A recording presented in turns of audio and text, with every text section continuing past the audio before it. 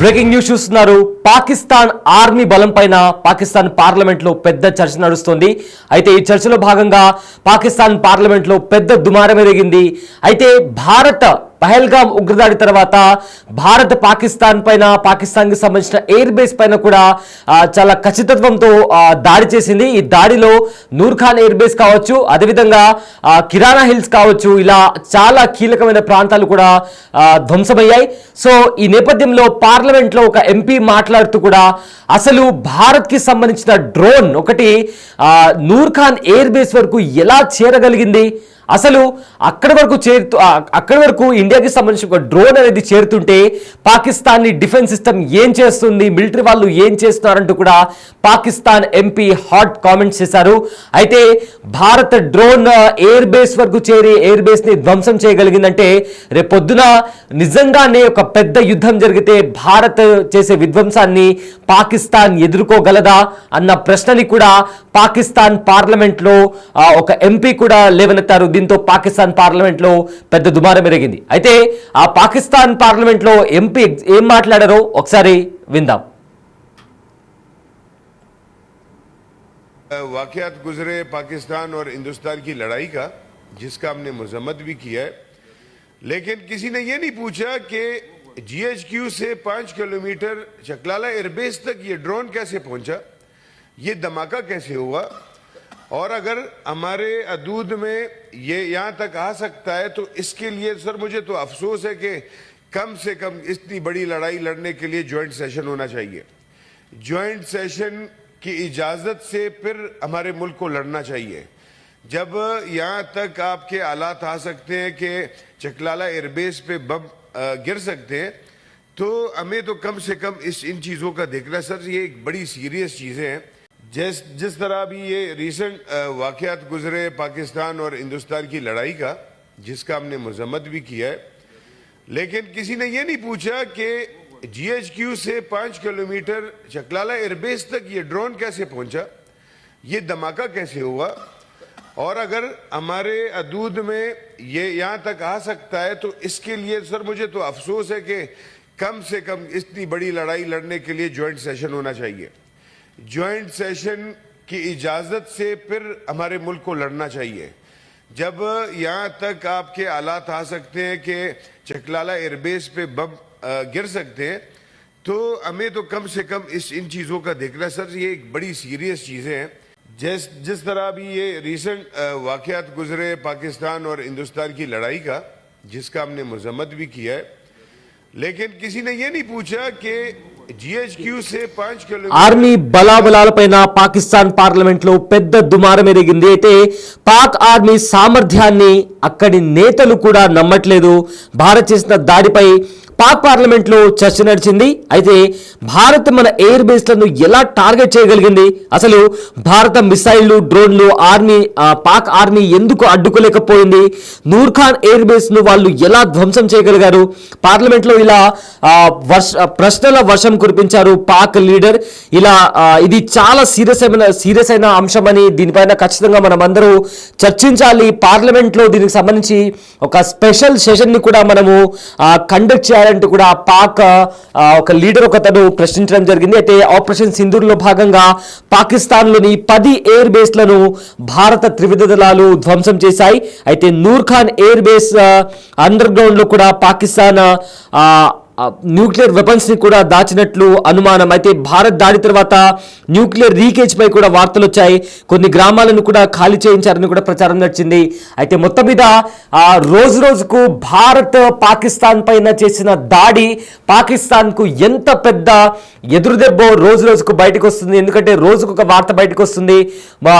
అంటే భారత్ దాడి చేసిన తర్వాత మా పైన ఎలాంటి దాడి జరగలేదు, దీంట్లో మేమే గెలిచామని చెప్పి కూడా పాకిస్తాన్ ఒక ఫేక్ ప్రాపగెండాని నడిపింది. కానీ దాని తర్వాత స్వయంగా పాకిస్తాన్ ప్రధాని షరీఫ్ బయటకు వచ్చి నూర్ఖాన్ ఎయిర్ బేస్ పైన జరిగిన దాడి ఏదైతే ఉందో అది నిజంగానే జరిగింది. నూర్ ఖాన్ ఎయిర్ బేస్ మీద దాడి, అదేవిధంగా కిరాణా హిల్స్ పైన జరిగిన దాడి జరిగింది. అండ్ ఆల్సో మా ఎయిర్ క్రాఫ్ట్ కావచ్చు, అక్కడ ఉన్న యుద్ధ సామాగ్రి కావచ్చు, అదేవిధంగా కొంతమంది ఆర్మీ జవాన్లు కూడా చనిపోయారంటూ కూడా షరీఫ్ బయటకు వచ్చి చెప్పడం జరిగింది. దాని తర్వాత భారత్ కండక్ట్ చేసిన జాయింట్ ప్రెస్ బ్రీఫింగ్ లో కూడా విత్ ప్రూఫ్ శాటిలైట్ ఇమేజెస్ ద్వారా కూడా పాకిస్తాన్ లో ఏ రకమైన విధ్వంసాన్ని భారత త్రివిధ దళాలు సృష్టించాయన్నది కూడా చాలా క్లియర్ కట్ గా చెప్పారు.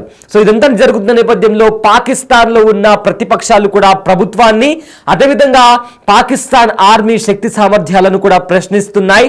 అసలు భారత్ కి చెందిన ఒక డ్రోన్ మన న్యూక్లియర్ స్టేషన్ వరకు వస్తున్నాయంటే, రాగలుగుతున్నాయంటే మన ఆర్మ్ ఫోర్సెస్ ఏం చేస్తున్నాయి, మన డిఫెన్స్ సిస్టమ్ ఏం చేస్తుంది, భారత డ్రోన్ ఒక న్యూక్లియర్ ప్లాంట్ ఉన్న ప్రదేశాన్ని కావచ్చు, లేదా నూర్ ఖాన్ లాంటి head quarters, army head quarters ని అటాక్ చేయగలిగిందంటే మన శక్తి సామర్థ్యాలపైన కూడా మాకు అనుమానాలు ఉన్నాయి.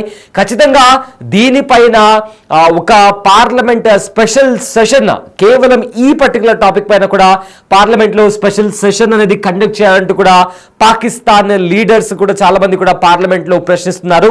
అయితే పహల్గామ్ ఉగ్రదాడి తర్వాత పరిణామాలు చాలా వేగంగా మారిపోయాయి. పహల్గామ్ లో అమాయకులను పొట్టనబెట్టుకున్నారు కొంతమంది ఉగ్రమూకలు. లష్కర్ తోయిబాకి సంబంధించిన ఉగ్రమూకలు భారత్ లో చొరబడి మతం పేరిట 26 మందిని పొట్టనబెట్టుకున్నారు.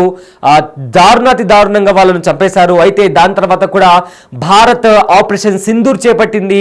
ఆపరేషన్ సింధూర్ లో భాగంగా పాకిస్తాన్, అదేవిధంగా పాకిస్తాన్ ఆక్రమిత కాశ్మీర్ లో ఉన్న 9 ఉగ్రవాద స్థావరాలపైన దాడి చేసింది. ఈ దాడుల్లో 100కు పైగా ఉగ్రవాదులు చనిపోయారు. ఆ తర్వాత పాకిస్తాన్ రిటాలియేషన్ స్టార్ట్ చేసి భారత సరిహద్దుల్లో కాల్పులు జరిపింది. అదేవిధంగా పోన్స్ లాంటి ప్రదేశాల్లో కూడా ఎంతో మంది అమాయక ప్రజలను పాకిస్తాన్ ఆర్మీ బలిగొనింది. ఈ నేపథ్యంలో కొంతమంది ఇండియన్ ఆర్మీ సోల్జర్స్ కూడా చనిపోవడం జరిగింది. అయితే ఆ తర్వాత భారత్ కూడా వెనకడుగు వేయలేదు, పాకిస్తాన్ పైన ఎదురు దాడికి దిగింది. ఇంతకు ముందు చాలా స్పష్టంగా మేము కేవలం ఉగ్రవాద స్థావరాలపైనే దాడి చేస్తామని చెప్పింది భారత్. కానీ ఎప్పుడైతే పాకిస్తాన్ ఆర్మీ భారత ప్రజలపైన, అదేవిధంగా భారత ఆర్మీ స్థావరాలపైన దాడికి దిగిందో, దాన్ని S-400 లాంటి డిఫెన్స్ సిస్టమ్ తో సమర్థవంతంగా ఎదుర్కొని పాకిస్తాన్ నుంచి వచ్చిన డ్రోన్స్ ని కావచ్చు, అదేవిధంగా మిసైల్స్ ని కావచ్చు, గాల్లోనే వాటిని ఇంటర్సెప్ట్ చేసి వాటిని కూల్చేసిన తర్వాత భారత్ కూడా ప్రతి దాడికి దిగి పాకిస్తాన్ లోని 10 ఎయిర్ బేస్ల పైన, అతి ముఖ్యమైన ఎయిర్ బేస్ల పైన కూడా అటాక్ చేసింది. అందులో నూర్ ఖాన్ ఎయిర్ బేస్ అనేది పాకిస్తాన్ కు ఎంతో కీలక పాత్ర పోషిస్తుంది. ఎందుకంటే అక్కడ న్యూక్లియర్ వెపన్స్ తో పాటు పాకిస్తానీ ఆర్మీ చీఫ్ ఆసిమ్ మునీర్ కూడా అక్కడి నుంచే ఎన్నో కీలకమైన ఆపరేషన్స్ కి అతను గైడ్ లైన్స్ ఇస్తుంటాడు. ఆ దాడి జరిగిన తర్వాత అతను బంకర్ లోకి పారిపోయాడు. సో ఇదంతా పాకిస్తాన్ కి కోలుకోలేని ఎదురు దెబ్బగా కూడా ఇప్పటికే అంతర్జాతీయ మీడియా కథనాల్లో కూడా వచ్చాయి. సో ఇదంతా నడుస్తున్న నేపథ్యంలో ఇప్పుడు పాకిస్తాన్ పార్లమెంట్ లో కూడా ఇవే ప్రశ్నలు తలెత్తుతున్నాయి. అసలు భారత్ కి సంబంధించిన డ్రోన్ ఒకటి పాకిస్తాన్ భూభాగానికి ప్రవేశించి అత్యంత కీలక పాత్ర పోషిస్తున్న నూర్ ఖాన్ ఎయిర్ బేస్ పైన అటాక్ చేయగలిగిందంటే రేపొద్దున నిజంగా ఒక పెద్ద యుద్ధమే జరిగితే పూర్తిగా మన దేశానికి ముప్పు వాటిల్లుతుందని కూడా పాకిస్తాన్ కి సంబంధించిన లీడర్స్ వాపోతున్నారు. దీనిపైన ఖచ్చితంగా ఒక పెద్ద ఎత్తున చర్చ నడవాలని కూడా వాళ్ళు డిమాండ్ చేసినటువంటి పరిస్థితి కనిపిస్తోంది.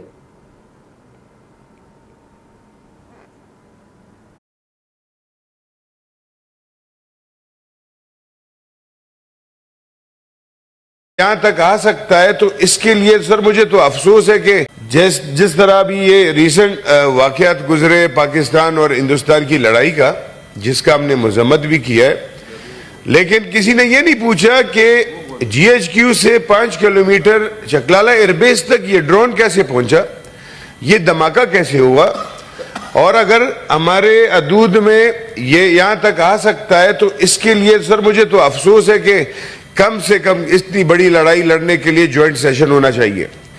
ज्वाइंट सेशन की इजाजत से फिर हमारे मुल्क को लड़ना चाहिए. जब यहाँ तक आपके हालात आ सकते हैं कि चकलाला एयरबेस पे बम गिर सकते हैं, तो हमें तो कम से कम इन चीजों का देखना सर, ये एक बड़ी सीरियस चीजें हैं. जिस तरह भी ये रिसेंट वाकयात गुजरे पाकिस्तान और हिंदुस्तान की लड़ाई का, जिसका हमने मजम्मत भी किया है, लेकिन किसी ने ये नहीं पूछा कि GHQ से 5 किलोमीटर